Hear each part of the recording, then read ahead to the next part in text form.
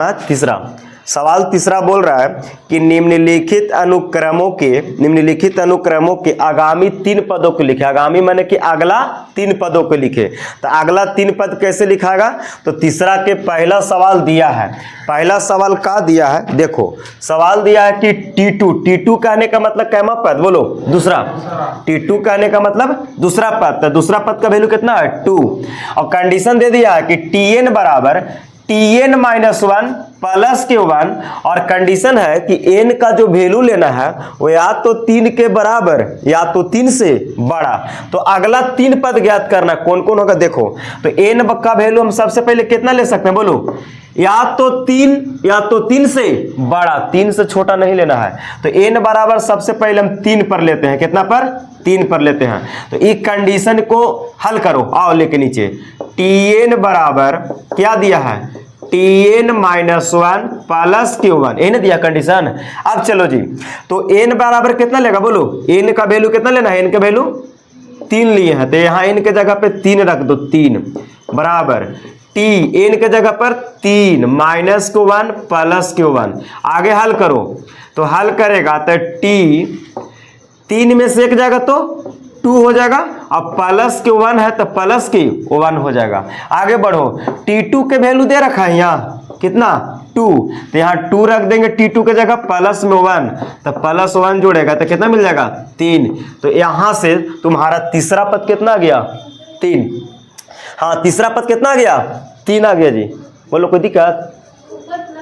हाँ, ये प्लस में 1 है ऊपर, इसके साथ है देखो ये 1 प्लस में अलग है और ये n में से घट रहा है -1, एक कंडीशन अलग है। आगे देखो, अब n बराबर 3 लिया, तब n बराबर कितना लेना है? 4 पर हल करो। अब तो बोलो n बराबर 4 लेगा तो t n के जगह यह कंडीशन पर रखना है जी।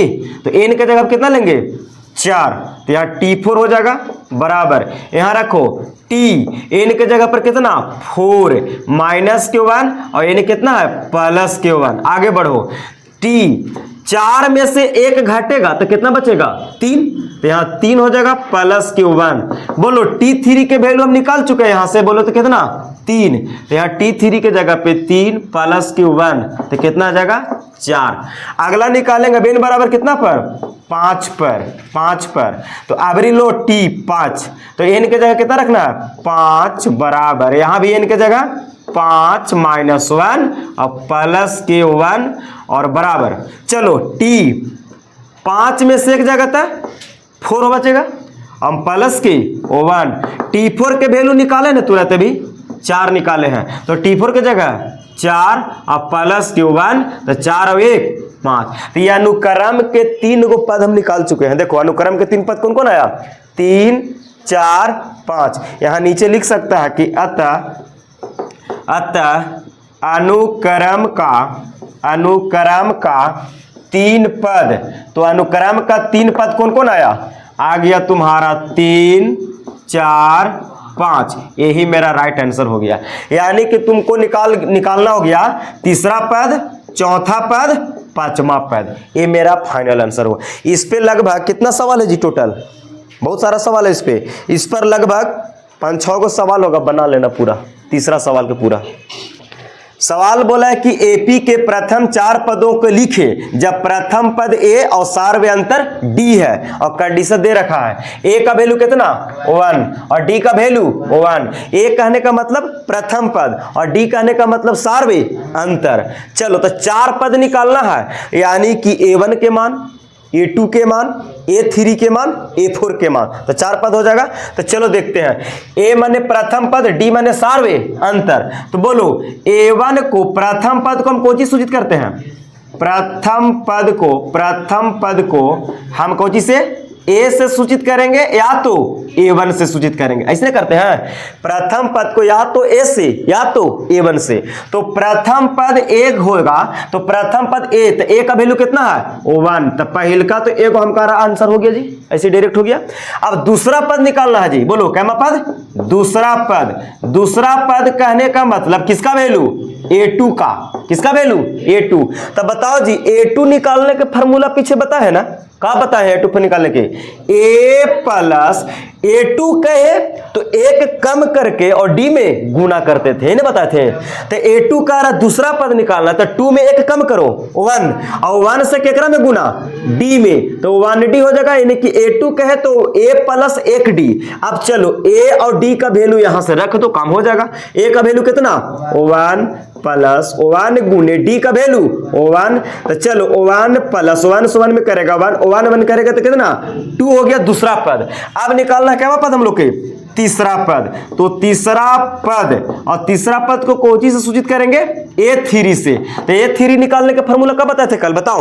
A3 निकालने का फॉर्मूला A प्लस, देखो प्रथम पद तो हमेशा जोड़ना है, और जैमा पद कहेगा ओकरा में एक कम करना है और D में गुना करना है। तो तीसरा पद कह रहा है तो 3 में एक कम करो 2, और 2 से केकरा में गुना D में, तो यानी A3 बराबर हो जाएगा A प्लस 2D, और A और D का वैल्यू यहां से रख लेंगे। तो A का वैल्यू कितना 1 प्लस 2 गुना D का वैल्यू 1। अब इसको करो तो 1 2 से 1 में करेगा 2, और 2 और 1 कितना 3, यानी कि हमारा तीसरा पद भी आ चुका। क्या गो पद निकालना है, 4 गो।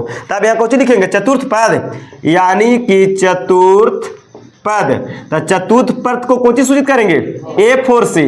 तो A4 बराबर फार्मूला कुछ होगा A प्लस 3D, 4 में एक कम करो D में गुना कर लो, और ये तो हमेशा रहेगा। तो A प्लस 3D। अरे समझ में आ रहा है। चलो तो A का वैल्यू यहां से रखो 1 प्लस 3 गुना D का वैल्यू 1। अब इसी को हल करो तो 3 एकम 3, और 3 में एक जोड़ेगा तो 4। तो AP के 4 को पद ना निकल गया, तो क्या लिखेंगे, नीचे लिख देंगे कि अतः AP के प्रथम 4 पद, AP के प्रथम 4 पद। बोलो जी कौन कौन आया, बोलो। एक आया 1, फिर आया 2, फिर आया 3, फिर आया 4। ये 4, ये मेरा AP का प्रथम 4 पद हो गया, मेरा राइट आंसर। एग्जाम में आएगा 2 नंबर का सवाल पूछता है, A का वैल्यू D का वैल्यू दे दिया है, 4 पद पूछा। देखो A और D पता रहे ना तो कोई भी संख्या को तुम AP को निकाल सकते हो, बड़ी आसान हो जाता है। फिर उतार लो इसको। सवाल 5 बोल रहा है कि निम्नलिखित समांतर श्रेणी AP के प्रथम पद और सार अंतर लिखें। प्रथम पद और कोची सार में अंतर लिखे। तो देखो AP में दिया गया है, देखो AP में पहला पद कितना है 6, दूसरा पद 3, तीसरा पद 0, चौथा पद -3, डॉट डॉट। बताओ तो भाई ये कौन AP है, परिमित की अपरिमित? अपरिमित। इसका कोई अंतिम पद है नहीं, अगर अंतिम पद रहता तो कौन AP परिमित कहलाता है। लेकिन अंतिम पद में डॉट डॉट है, मतलब इसका कोई निश्चित आगे नहीं है। तो इसको मैं कह रहा कि इस AP का प्रथम पद लिख दीजिए और सार में अंतर लिखिए। तो बोलो AP का प्रथम पद, तो प्रथम पद को हम लोग कौन चीज से सूचित करते हैं, तो प्रथम पद को हम लोग A से सूचित करते हैं, और प्रथम पद यहां कौन बनेगा 6। तो एगो तो मेरा आंसर ऐसी हो गया जी, प्रथम पद निकल गया। अब कह रहा कि सार में अंतर बताइए, तो यहां कहा लिखेंगे सार में अंतर, और सार में अंतर को कोची से सूचित करते हैं D से, और D निकालने के फार्मूला क्या बताए थे कल, अगला पद माइनस पिछला पद, अगला पद माइनस पिछला पद, यानी कि दूसरा में से पहला घटाएंगे, तीसरा में से दूसरा घटाएंगे, चौथा में से तीसरा घटाएंगे, और रहता तो और घटाएंगे, तो D निकल जाएगा। तो बोलो कैसे निकालेगा, A2 माइनस A1 है ना। तो A2 के मान कितना 3 माइनस A1 के मान 6, तो 3 में से 6 घटाएगा तो -3। तो मेरा प्रथम पद भी निकल गया और सार में अंतर भी निकल गया। और इसी टाइप पे क्वेश्चन 5 में जितना भी सवाल है सब ऐसे ही करके दिया है AP में, और उसका प्रथम पद और सार में अंतर लिखने के लिए बोलेगा। ऑब्जेक्टिव भी आता है, उतार लो और बना भी लेना इसको। सवाल की निम्नलिखित संख्याओं को सूची में कौन AP में है, यदि ये समांतर श्रेणी बनाते हो तो इनके सार में अंतर ज्ञात करें और इनके आगामी 3 पदों को लिखें। सबसे पहले तो हम लोग को जांच करना है कि ये जो दिया गया है डाटा अनुक्रम ये AP में है कि नहीं। अगर AP में है तो इसके सार में अंतर ज्ञात कीजिए और अगले 3 पद ज्ञात कीजिए। बोलो तो AP के क्या को पद दिया है अभी, 1 2 3 4 पद दिया है, तो अगला कौन होगा? पांचवा, छठा, सातवां। तो सबसे पहले चेक तो कर लो कि एपी में है कि नहीं। तो चेक करने के लिए क्या करेंगे? सब का कुछ निकालेंगे, डी यानी सार्वे अंतर। अगर सब का अंतर सेम आ गया, बराबर आ गया, तो एपी में होगा, अन्यथा नहीं होगा। तो चलो देखो इसको ध्यान से। तो डी निकालने के लिए फॉर्मूला क्या बताए? बोलो। डी निकालने के लिए फॉर्मूला अगला पद माइनस पिछला पद, यानी कि दूसरा पद, यानी कि a2 माइनस a1 लिखो, या ऐसे भी तो लिख सकते हैं बराबर में, कौन चीज? a3 माइनस a2, या ऐसे भी लिख सकते हैं a4 माइनस a3। अब यहां हम सब को डी निकालेंगे, यानी कि दूसरा में से पहला घटाएंगे, तीसरा में से दूसरा घटाएंगे, चौथा में से तीसरा घटाएंगे। अगर सब का डी का आ जाएगा बराबर, तो एपी में होगा। अगर बराबर नहीं आया भाई, तो एपी में नहीं होगा। तो चलो a2 का मान निकालो। तो a2 यहां कितना है? माइनस के 1, माइनस है पहले से तो माइनस दे देंगे। a1 का मान कितना? 1, तो यहां 1 रख लेंगे बराबर। बोलो a3 के मान कितना? माइनस के 3, माइनस है तो यहां माइनस दे देंगे। a2 के मान कितना है? -1। देखो पहले से माइनस और a2 का मान -1, तो यहां लिखेंगे इसे माइनस का 1 बराबर। आगे देखो a4 कितना? a4 माइनस के 5, माइनस है तो -2। a3 के मान कितना?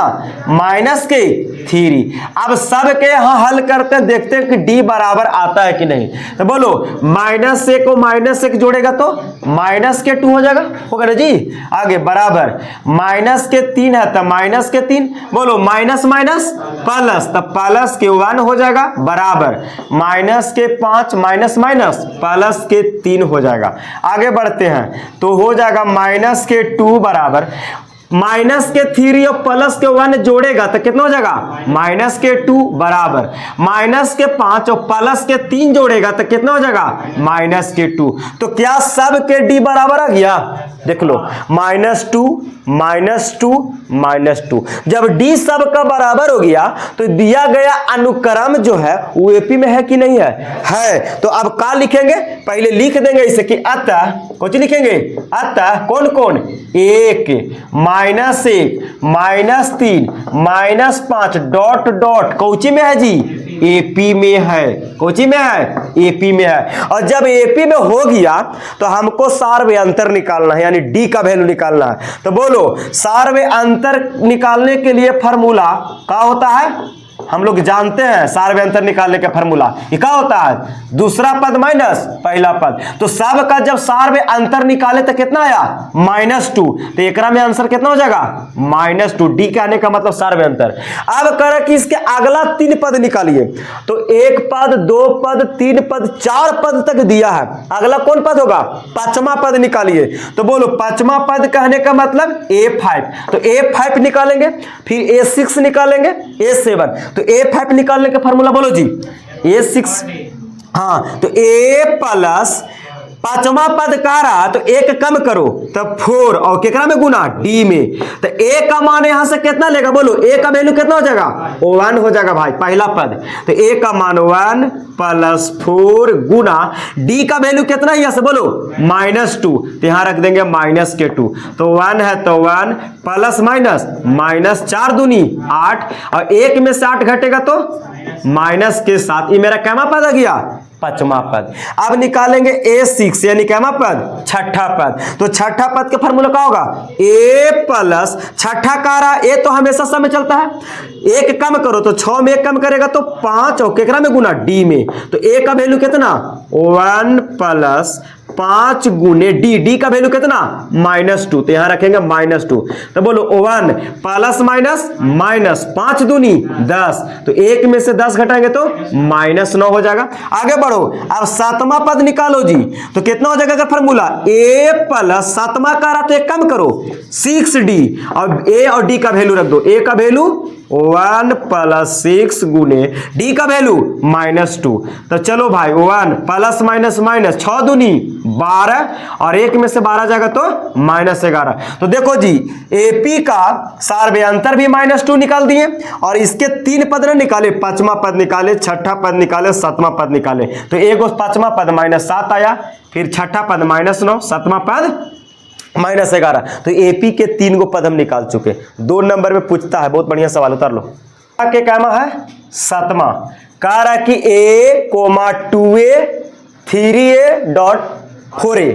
कह रहा कि जांच कीजिए पहले कि AP में है कि नहीं। अगर AP में है तो सार्वयांतर भी लिखिए और इसके अगले 3 पद को भी लिख दीजिए। अभी फिलहाल इसमें 1 2 3 4 पद दिया हुआ है, तो पहले जांच कीजिए। तो जांच करने के लिए सबसे पहले D निकालेंगे और D निकालने के लिए फॉर्मूला होता है A2 माइनस A1, यानी अगला पद माइनस पिछला पद बराबर होना चाहिए। फिर कौन चीज, दूसरा पद तीसरा पद माइनस दूसरा पद, यानी कि A3 माइनस में A2 और बराबर होना चाहिए D, फिर A4 माइनस A3। अगर सब बराबर हो गया तो AP में होगा, और अगर सब समान नहीं आया, बराबर नहीं आया, तो AP में नहीं होगा। तो चलो चेक करते हैं। A2 के मान कितना है, दूसरा पद 2A, तो 2A लिख दो, माइनस A1 के मान A है तो A बराबर, A3 के जगह पर तीसरा पद 3A है, 3A माइनस A2 के जगह पर 2A है, 2A बराबर A4 के जगह पर 4A है, 4A माइनस, अब A3 के जगह पर 3 है। सब के घटाओ, अगर बराबर आया तो AP में होगा, न तो ना होगा। तो 2A में से 1 घटेगा तो 1A बचेगा बराबर, 3 में से 2A घटेगा तो A बचेगा, अच्छा 4 में से 3 घटेगा तो A बचेगा। सब D आपस में क्या हो गया, बराबर। तो जब D बराबर हो गया सबके आपस में, तो ये दिया गया अनुक्रम AP में है कि ना है। तो क्या लिखेगा जी कि अतः, ऐसे कि अतः कौन कौन A, 2A 3A 4A dot dot Kochi में है, AP में है, कोची में है, AP में है। और जब AP में है तो सबसे पहले सार्व अंतर लिखना सवाल में बोला है, तो बोलो सार्व अंतर निकालेंगे। तो सार्व अंतर को D से सूचित करते हैं। तो D का वैल्यू कितना होगा, सब कितना D आया है, A। तो हमारा सार्व अंतर A, एगो तो आंसर हो गया। जब सार्व अंतर D निकाल दिए तो अगला 3 पद, तो 4 गो पद दिया, 5वां पद निकालो। तो बोलो क्या लिखेंगे, A5 5वां पद के लिए। तो A5 का फार्मूला A प्लस 4D। अरे 5वां कहे तो 1 कम करना है और D में गुना करना है। तो चलो A के जगह पर कितना रखेगा, A के जगह पर कितना, प्रथम पद। A के जगह पर देखो प्रथम पद यहाँ पे A है, यहाँ पे प्रथम पद कितना है, A है। तो A के जगह पर A रहेगा, 4 गुने D, और D का वैल्यू कितना, A आया है। तो बोलो A प्लस 4 से A में गुना करेगा 4A, और 4A में A जोड़ेगा तो 5A हो गया। उसी प्रकार छठा पद निकाल दो A6। तो A प्लस छठा कहे तो 1 कम करके D में गुना, तो A का मान A है, 4 गुने D का वैल्यू A है। तो यहां हो जाएगा A प्लस 4 से A में करेगा 4A और जोड़ेगा तो कितना, सॉरी यहाँ 5 न था, यहाँ 5 न था, तो 5 से में करेगा तो 5 हो जाएगा, और 5 और प्लस 1 कितना, 6 हो जाएगा। आगे चलो A7, तो A प्लस 6D, 1 कम करके D में गुना, A प्लस 6 गुने D का वैल्यू A, तो A प्लस 6 जोड़ेगा तो 7। तो अगला 3 पद निकल चुका है, ठीक है। एक इसको जांच करना है AP में है कि नहीं। बोलो प्रथम पद कितना है, √3, दूसरा पद √12, तीसरा पद √48, चौथा पद √192। तो ज्यादा होशियार लेकिन कैसे घटावा थी, √12 में से √3 घटाएगा तो कहेगा कि कितना, √9। ये घटाना सही है कि गलत, गलत नहीं, महागलत है कि नहीं। जब रूट में से रूट कब घटता है, जब सेम रहता है। यहाँ सेम है सब, तो सबसे पहले इस सब के गुणनखंड तोड़ तोड़ के तनी देखते हैं का होता है। तो बोलो इसको मैं ऐसे लिख सकते हैं, बोलो √3 है तो कितना रह देंगे, √3 के तो √3 रहेगा। बाबू 12 के तनी गुणनखंड तोड़ू तो 12 के तो कितना होगा, 2 गुना 3 हो जाएगा। आगे 48 को तोड़ो, 48 के कितना होगा, तो हो जाएगा 24 दूना 48, फिर 12 दूनी 24, फिर 6 दूनी 12 और फिर 2 गुने 3, ऐसा होगा का जी? हो गया। 2 दूनी 4, 4 दूनी 8, 8 दूनी 16, 16 तिया 48। अब उसी प्रकार किसको तोड़ सकता है? 192 के भी तोड़ लेना तुम लोग, ठीक है। लेकिन हम जांच करके पहले देख रहे हैं कि डी समान आता है कि नहीं। चलो √3 है तो कितना रहेगा? √3। रूट के अंदर 2 गो के जोड़ा लगता था, बाहर कै गो? एगो, तो एगो जगह 2√3। और यहां भी जोड़ा लगा, यहां जोड़ा लगेगा, देखो लगा, तो इसको 2 गो के बदला में कै गो? एगो निकलेगा 2 गुना, इसके बदला में भी एगो निकलेगा 2 और 3 के जोड़ा ना लगा तो कुछ रहेगा 3 गुना करो, 2 दूनी 4, तो यहां डायरेक्ट लिख दे 4√3 और एने रूट में इसको लिख लेना तुम लोग। ये पहला पद, ये दूसरा पद, ये क्या मां? तीसरा पद। अब तनी डी चेक करो तो आता है समान, दुइयों को से चेक हो जाएगा। देखो डी निकालो तो तनी, तो दूसरा पद कितना है? 2, फार्मूला क्या होता है? A2 माइनस A1 और फिर A3 माइनस A2। यहाँ के तनी चेक कर लो, निकाल के आओ तो तनी देखते हैं। A2 के जगह कितना है? 2√3 माइनस A1 के जगह √3 बराबर A3 कितना है? 4√3 माइनस A2 कितना है? 2√3। चलो जी घटाओ, 2√3 में से 1√3 घटेगा तो 1√3 बचेगा बराबर 4√3 में से 2√3 घटेगा तो 2√3 बचेगा। तो 2√3 बचा तो का 1√3 और 2√3 आपस में बराबर है? नहीं। तो जब d बराबर नहीं हुआ, जब d बराबर नहीं हुआ तो दिया गया अनुक्रम एपी में है? नहीं है। तो लिख देंगे अब नीचे खाली बस ऐसे ऐसे लिख देंगे कि अतः कितना कितना? √3, √12, √48 और √192 एपी में नहीं है। अगर एपी में नहीं है तो मेरा यही अब जवाब हो गया। अगर एपी में होता तो सार्वयंतर लिखाता, फिर अगला इसको 3 पद फिर निकालते, लेकिन एपी में है ये नहीं है, छोड़ दो। यहीं तक मेरा जवाब हो गया। क्लियर? तो